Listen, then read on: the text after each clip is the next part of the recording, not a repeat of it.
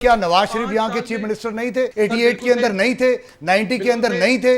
ये जो आपकी पीपल्स पार्टी की गवर्नमेंट थी, बेनजीर भुट्टो साहिबा नहीं थी? क्या आईपीपीएस के कॉन्ट्रैक्ट इन्होंने नहीं किए? क्या निजाम तालीम को इन्होंने बेड़ा गर्क नहीं किया? क्या सियासी भर्तियां नहीं की? मुझे बता दें। आप मुझसे हिसाब ले लें, मैं आपको एक एक दौर का तो सर आपसे हिसाब अवाम ने 8 फरवरी को लिया था, आपको उठाकर परे फेंका। आज अब देखें आज ये कर क्या रहे हैं, जो सरकारी स्कूल है उन सारों को प्राइवेटाइज करने जा रहे हैं। उनको कहते हैं जी, मरियम नवाज साहिबा का विजन है कि जी ये हमसे अब चल नहीं रहे, इनके अंदर प्राइवेट पब्लिक पार्टनरशिप के तौर पे मॉडल ला के हम जो है सरकारी स्कूल्स को चलाएंगे।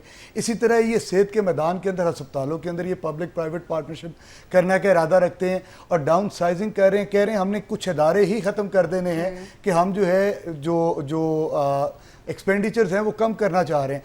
अब पूछा जाए कि ये इदारे बनाए किसने थे?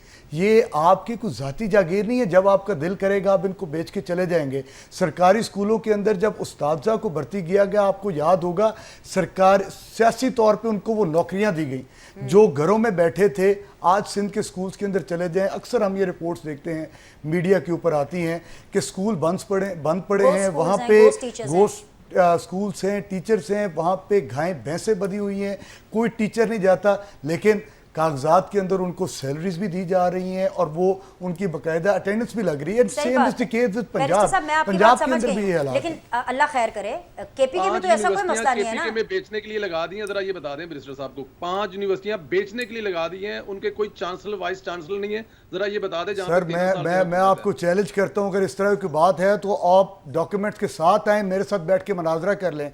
केपीके के अंदर उस आदमी की हुकूमत है जो चांसलर का इलेक्शन लड़ने जा रहा है, ऑक्सफोर्ड यूनिवर्सिटी का, जिसको तालीम के हवाले से हर चीज का उसको पता है कि मेरा यूथ चाहता क्या है। पिछले 3 गवर्नमेंट्स बनी है केपीके के अंदर, आज तक कभी इस तरह नहीं हुआ किसी एक सूबे के अंदर इस तरह रिपीट किया हो गवर्नमेंट ने। ये पाकिस्तान तहरीक इंसाफ की हुकूमत नहीं है, जहां पर केपीके की हुकूमत है, उस बंदे की पहचान शहद की बोतल है, तो प्लीज थोड़ी सी करेक्शन करें जरा। मैं चाहता हूं कि हम अच्छे माहौल में करें, लेकिन ये 70 साल नून लीग और पीपल्स पार्टी पर डालकर हमें आप ये ना बताएं। सर अगर ऐसा नहीं है तो आप मुझे बताएं किसकी गवर्नमेंट थी? 85 के अंदर क्या नवाज शरीफ यहाँ के चीफ मिनिस्टर नहीं थे?